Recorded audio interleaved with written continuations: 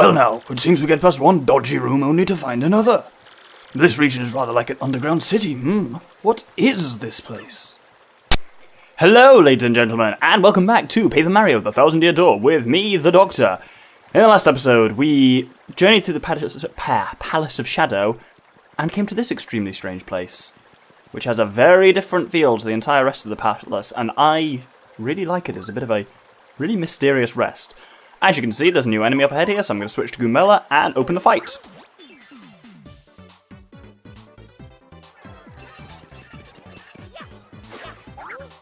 As you can see from the damage I didn't do there, these things have got quite the defense. These are surprisingly, there we go.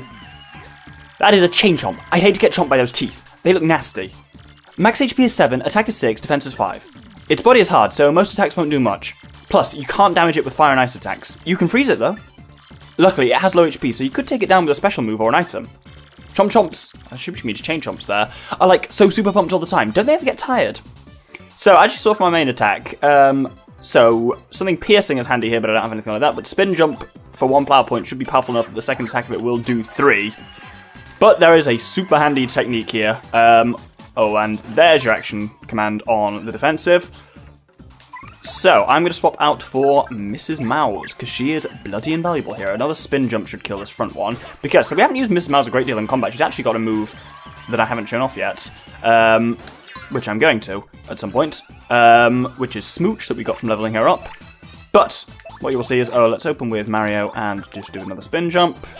I've been working out where the stylish command, if one exists for spin jump, is. So, Love Slap, an attack with slap that pierces enemy defense. So, Chain Chomp's got high defense, but if we quickly just do a Love Slap on him, and 1, 2, 3. 5 damage straight off, and there's your stylish command, the little hop on the way back. So that'll do 5 damage to them, which is more powerful than pretty much anything Mario's got in his arsenal. Ms. Mouse, very handy for taking out defensive enemies. Chain Chomps are high amongst that. So, as you can see here, there's more kind of... This area reminds me, in a lot of ways, of the kind of sunken Hyrule Castle from Wind Waker, in that it's kind of, it's weirdly quiet, the way it looks and everything like that, and it's a lovely bit of design, I think. Let's take on the second Chomp.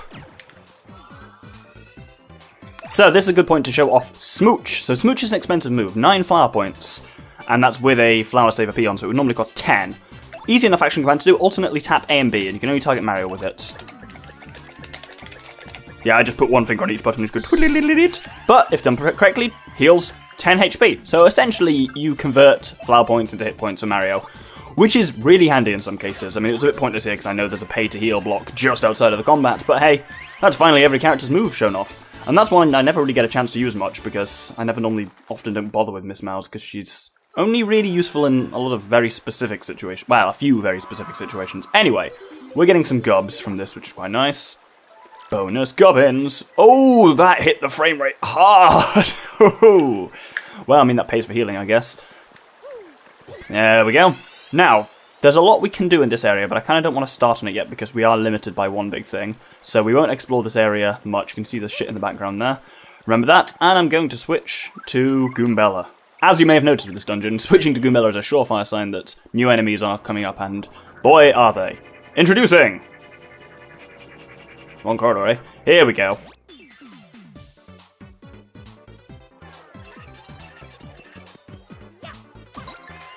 So you can see those guys have relatively high defense already. This is an unusual looking enemy. It looks more like something from Metroid than from Mario, except for the fact it's a bit cartoony. But this is a Dark Wizard!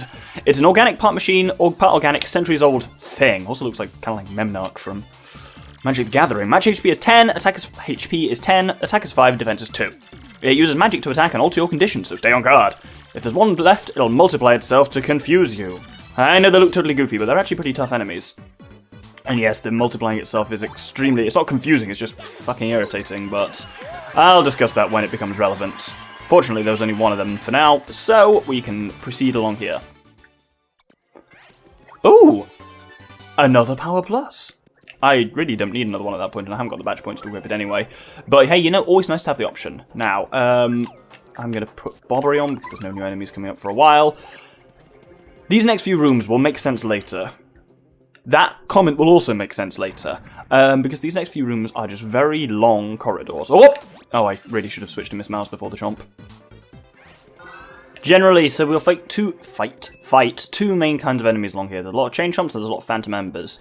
Generally, if it's Chain Chomps, throw up Mrs. Mouse. If it's Phantom Embers, throw up Bobbery, and that's the best way of probably handling with those, because Bobbery and Koops, you kind of need hard enemies like that for taking out. This room's completely empty. Very strange. You need kind of hard enemies, hard partners like that to take out enemies that you can't jump on or... Actually, I think you can gulp them potentially with Edgar, but that's not the best way to approach it. Oh, another one. I suppose at this point, while I'm just doing combat, time to talk about these next few episodes. My anticipations are that there'll be 5 more episodes in this series. Over the course of those 5 episodes, we will also fight no fewer than 5 bosses. These bosses are hard. Like, this part of the game gets difficult. Success for me, probably at the moment, I'm fairly well leveled, I'm well equipped with badges and stuff like that. Success is probably in the 2/3 order overall that I will do all of those bosses the first time, so failure is absolutely an option, so do be prepared for that. Why am I telling you about bosses now? And why is there a save point here? Oh, I better have a little bit of a think about that. I'm pretty much healed up. I'm switching to Goombella, also not a great sign. And I'm saving. Let's head through the door.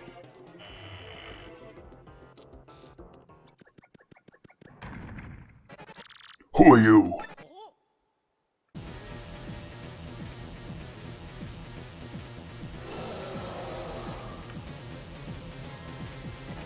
No one's disturbed me here in eons. Who dares defile this sacred place? Hey, isn't that Hooktail? We totally beat it before. What's it doing back? What? You destroyed my precious younger sister? I wondered why she hadn't written recently. Quake in fear, mortals, for I am Gloomtail. I will avenge my sister by taking your lives and then gnawing on your bones. Amusing revelation there. Hooktail is a female. That's never made clear at all apart from this moment. Ha ha ha ha! My first fresh meat in ages. Allow me to take my time and toy with you a while. So, this is Gloomtail, who in a lot of ways is reminiscent of Hooktail, but on absolute steroids. Let's start by tackling him. I think I tried to refer as much as possible to Hooktail as an it to avoid throwing that spoiler up, but definitely I've referred to as her. That's Gloomtail. I think he's Hooktail's brother. I see the family resemblance. Max HP is 80. Fuck me. Attack is 8 and defense is 2. He'll bite or stomp you, and he may also breathe poison on you. Great. When his HP gets low, he may throw in some other attacks as well. Wouldn't surprise me. Especially watch out for his Mega Breath move, because the word is, it's gnarly. He also stores power for some attacks, so use Vivian to hide to avoid those. Giving me a direct strategy and one which I intend to use. But let's open up. We've got a shit ton of items, and I'm going to start dropping them. So let's open with a shooting star. If this goes well, this can be an absolute fucking lifesaver in this battle. It'll at least do some damage. If we were lucky, it would have confused. Right, he's going to do regular breath. There's your action command on that. Still does fucking 7, even with that. So, you know, just hold on to your dicks, I guess. Right, now I want to put Mario up front, switch out to Vivian, and as ever when using Vivian, Fiery Jinx is your friend. Yes, it's painful in terms of flower points, but it's easy enough to pull off, it's powerful, and it does burning, which is really handy. Right, he's going to stomp on presumably Mario. Ow, missed the action command on that entirely. Might put Vivian up front because Mario's looking a bit soft at the moment. Don't be afraid to use Mario for healing and stuff. But initially, I'm going to use Powerlift. Because healing is all well and good, but boosting my defense with this will be handy. The attack boost will be great as well, but honestly, I'm really looking for the defense boost here more than anything else because it makes me a lot more durable in these fights. I'm hoping I can get a really good ratio on this, but it hasn't played out particularly well so far. Right, well, I got 1 and 1, that's decent enough. If I can get 2 and 2, that would be great.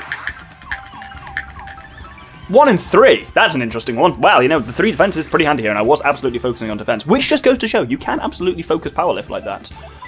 Vivian, Vivian, Vivian. Now your Jinx will be super power charged. Actually, I'm just going to use Shade Fist for now because it's powerful enough, and I'll just hold on to flower points a sec because I may need them. Because that still does 5, which is relatively nice.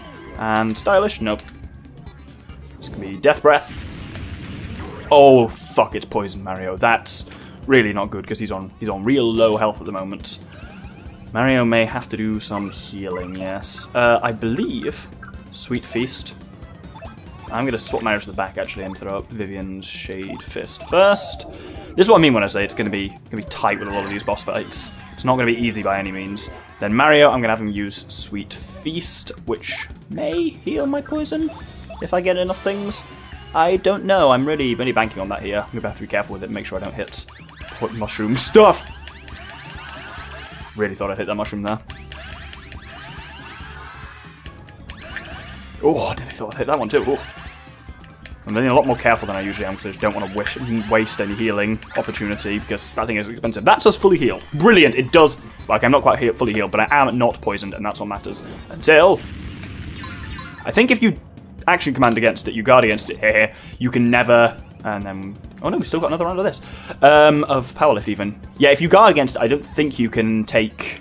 You can't poison you if you guard against it, which is nice. I probably should have Fiery Jinx there, because I've got the thing. Right, I'm going to try an unusual one. I'm going to try a Spring Jump. Spring Jump is powerful, and I think I can do it here. And this will be handy with Mario having a bit of a power boost. Let's watch that shadow. Then when the shadow's close enough, just watch for Mario to land. And there's your impact. Cocked it up. Don't do Spring Jump, boy. Just, You are tough meat, my tasty little morsels. But how will you fare against this? Oh, he's doing... What the fuck is this? Oh. Oh, that was powerful. That was very powerful. Oh dear. Right. Okay. I'm going to have Vivian heal Mario, because Mario took a lot of damage from that. Fortunately, I've got 1 Ultra Shroom, 2 Ultra Shrooms. 2 Ultra Shrooms. That's not as great as I thought. Oh, I have the Shroom Crepe as well, actually, so that's pretty handy. That's actually useful, not particularly. I'm going to use the Ultra Shroom on Mario for now. Bit of a risky move. I think I need to give Mario some more hit points, generally, because it's more crucial that he survives. I'm just going to spin jump, because I can't risk, don't want to risk another thing, so that does 9, that's pretty powerful, and, fuck, another 10 to me. It's annoying that I hit whoever's in behind, a bit shitey of it. Right, I'm going to still keep Vivian, oh, he's off the burn, so let's reburn him. X, A, X, X, Y, and Stylish. There we go, nailed it, 6 damage to him plus Stylish. He's on, what's he, 27 health? I saw. So, I'm doing fairly well. As long as I just keep myself topped up and keep him leather, just general advice at this point for... Oh, fuck, I missed a honey syrup. That would be actually quite handy. General advice here, as long as you keep yourself above, definitely above 15, ideally above 20 hit points, you'll be fine. But 15 is a good golden thing for me. Grr, you are not the easy prey you appear to be. I would never be able to show my face again if I was bested by you whelps. So I will show you the true extent of my power. Oh no, he's charging, and what did... Goombella specifically tell us about when he charges. Oh, you're going to throw a rock at us. No, you're fucking not, Sunshine. It'd be more fun if she kind of teleported rather than walking like that, but hey. So, we're going to use Veil with Vivian. Beep, beep, beep, beep, beep. Nice and easy. Don't know where the stylish command is on that, but... Mega Breath! Or not. Nice thing about him charging is you can always tell when it's coming. Grr, do you understand my true power now? No, I don't, because I'm busy hiding in the Shadow Realm. Haha. 16 health, we should have him quite easily here at this point, so we'll pop back up. And have... So that uses up Vivian's turn, but we've still got Mario's. I think it's more efficient having Vivian in the front for it. 16%... I'll just spin jump him. Don't try anything fancy. Don't try spin jump, Doctor. It's expensive and it's bad. Well, it's not bad, but I'm bad at it. How can this be? Oh, ow! Fuck me. That came out of nowhere. Yeah, I was expecting him to... I don't know if he can do that thing that Hooktail does where he goes into the crowd and eats them. We're not going to find out, though, because this should kill him! Oh, no, they only did 4. Shit. Well, I mean, Mario's still got a turn anyway, so... I'll just do a normal jump because I actually want to... Less damage, but I want to recharge my star power a little bit. There we go. No. Is it true? Can I expire? And yay, that's nowhere near enough to level up, but still nice.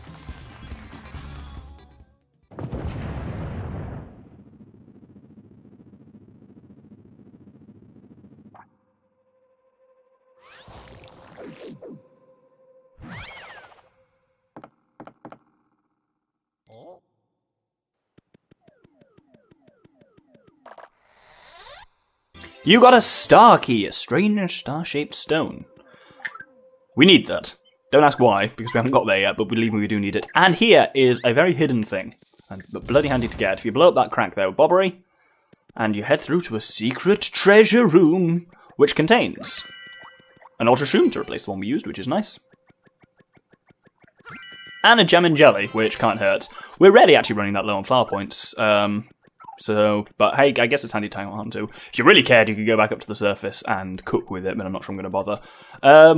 Is he still twitching slightly? Oh yeah, his legs spasm slightly. Well, you know, I'm sure that won't come back to bite us later anyway. Let's head back to the main underground water city thing. Good one, Doctor. Good words there.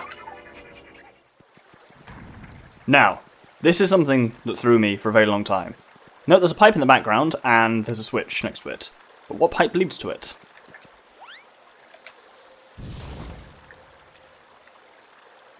Indeed, you can blow the chomp off those pipes, that's suspicious, and go through. And once you're over on the other side, we can hit this. So that reveals a boat panel at the kind of entrance to the tower, which is particularly handy. If we head over to the other side, then we can do exactly the same procedure.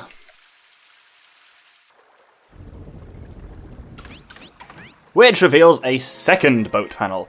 Can you tell what we're supposed to do next? Indeed, we can now sail in and enter the tower proper. Worth noting, we could have done this the first time we came to the room.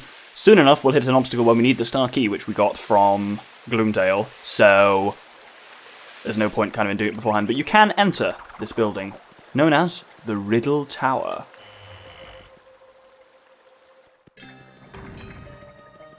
And it has some very interesting music. This music, to people who know this game well, I really like this music. To a lot of people, this music is extremely infuriating. Mario, look there!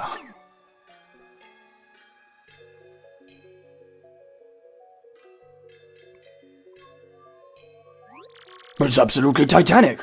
What in blazes is it? Yes. Cool astronomical apparatus with a star-shaped hole there. But yeah, this bit is extremely... The puzzles in this are challenging, and this music is therefore for a lot of people associated with struggling with these puzzles. I like these puzzles though, but partly that's because I know what I'm doing. The first time it took me an extremely long time to figure them out. Anyway, let's put the star key in the star slot.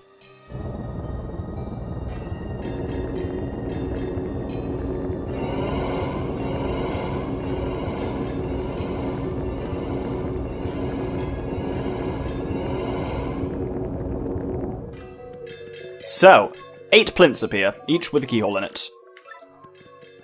If we go back down, we will see there's 2 floors to this tower. Well, 2 more floors other than this top one, obviously. There's the first floor here, which has 4 doors on it. And there's the ground floor down here, which also has 4 doors on it. 8 rooms, 8 puzzles, 8 keys. Fun times. Let's start in the bottom right here. Now, each one will give you a unhelpful hint in the form of a haiku. Is it a haiku? No, it's not a haiku, it's just 3 lines. The unseen may yet be felt, so that we, the great ones, be it here, be it there. That doesn't make a lot of sense, but you'll notice here we get an exclamation mark above our heads, and we have an invisible area we can't walk into. What do we do with these? Why, it's Madame Flurry! When I say these puzzles test you, they will also use pretty much every partner, which is nice to do. Open that chest up, and we get a palace key. 1 down, 7 to go. Let's head to the door in the upper right. Now, clue in this room. All you see isn't all there be. Stones have the power of stars. Touch it to pass through it. Room, otherwise, seems empty. Bam! Invisible wall on the side there if we hit this block. That feels very Darksiders, that animation of it kind of rising up from the ground. Unsurprisingly in here, palace key. Let's head to the bottom left door. Now this one is, once you know what you're doing, relatively straightforward. Beyond, beyond, beyond.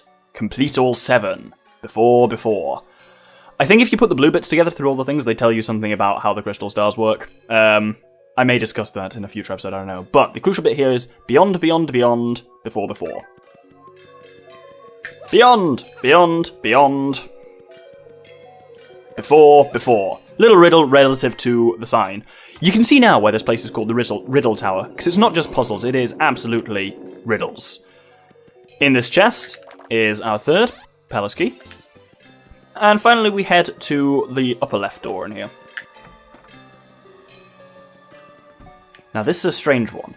Note there's those grey blocks, and there's these metal ones. which we can't seem to do anything to. Our hint is 4 stones, twin stones, Master of Shadow and Dark. 2 are 1, 1 is 2. So, what that means is all we can do in this room for now is break that block. Other than that, can't help us much. So we're done on this floor. And I'm nearly done with the episode. But I just want to finish off a little bit of puzzle, I suppose. Let's head up to the next floor. And if we head to the upper left door again, so this is the room directly above the one we were just in. And indeed, when we enter it, it's a very similar room, except you'll notice it's reversed. This grey block here was a metal block downstairs, and vice versa there. The metal block that should be here on this side is gone, and we can get to this grey block. Basically, what's a destructible grey block in one room is an indestructible metal one in the other room, and vice versa. So now we can't do anything up here, but by working together with both of the rooms, we've destroyed everything on that side, so if we go back down to the appropriate room below, there's still this block here, which we can now access. Breaking that should break the metal one above and allow access to that plinth. But the plinth on this side we now have full access to. Hit that block. I wanted to say blue block, but also just block, so I kind of said blurk and just spat it all out in one ejaculation. Yes, that's actually a word that just means to spit something out. It doesn't have to be rude. And we get our 4th palace key. Yeah, you occasionally get it. I think it's in Harry Potter once or twice. It's like, oh my goodness, Ron ejaculated. Because it just means to kind of... But it has nasty connotations nowadays, because people are filthy. Anyway, that's us done for this episode. We've got 4 keys from the 4 ones on here, the 4 ones on this floor. Next episode, we'll be continuing up the Riddle Tower to the somewhat harder puzzles on the upper floor to gather our remaining keys. Thank you very much, and good day.